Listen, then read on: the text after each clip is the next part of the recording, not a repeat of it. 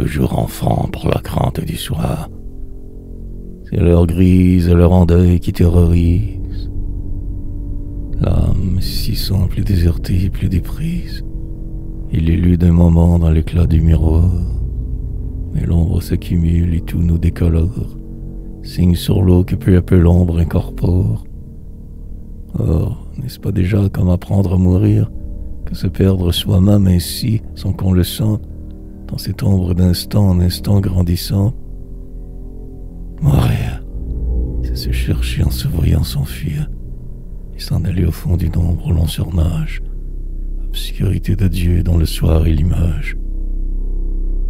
Quotidienne moi du retour de la nuit, qui suggère la mort, parce qu'elle est complice de cette cueillaison d'une âme comme un fruit. Chacun sait son embûche, et que la mort s'y glisse. Aussi, dans l'ombre accrue, a-t-on des peurs d'enfant, car on sent, parmi ces crêpes, la mort qui rampe.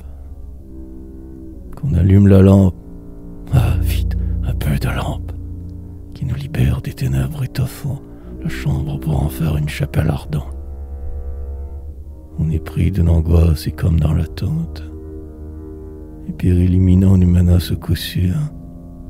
Quelques lueurs suprêmes expirent au long du mur.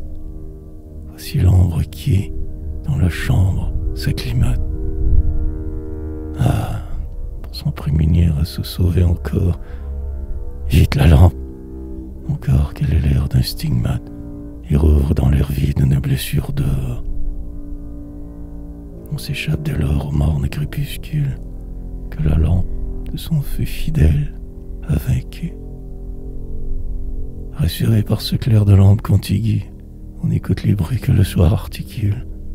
Par la fenêtre ouverte un peu, vivante un peu, et les vagues rumeurs dernières du jour-feu